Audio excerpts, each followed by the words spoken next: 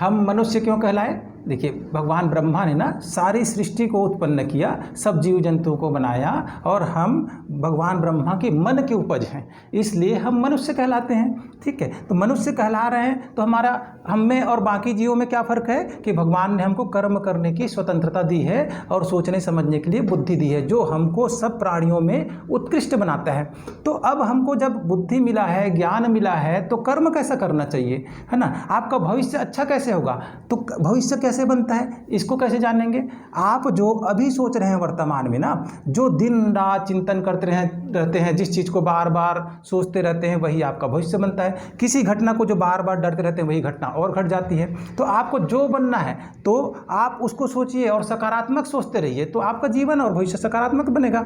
अगर आप अपने पिछले कष्टों को याद करते रहेंगे और सोचते रहेंगे कि मेरे पास अगर ये सुख सुविधा संसाधन होता तो आज मेरा जीवन कुछ और होता, मैं गरीब नहीं होता तो कुछ और होता, तो आप क्या चिंतन कर रहे हो?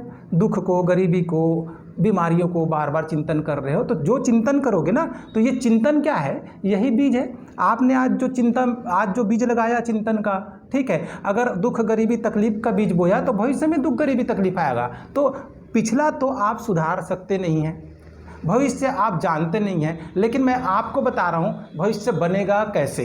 ग्रह नक्षत्र जो चल रहे हैं वो चलने दीजिए, कम से कम आप अपनी सोच में परिवर्तन कीजिए। अगर आप कोई बड़ा अधिकारी बनना चाहते हो तो आप उस अधिकारी के दफ्तर में जाइए, उसका रुतबा देखिए, शानो शौकत देखिए और दिन रात सोचिए और फिर मेहनत कीजिए उस दिशा में, तो आप बन जाएंगे। लेकिन आप सोचेंगे कि मैं अधिकारी तो बनना चाहता हूँ, फिर सोचूंगा मैं कहाँ बन पाऊँगा, तो आपने एक सकारात्मक तरंगे उठाया और दूसरे से काट दिया। तो भविष्य क्या चीज़ है?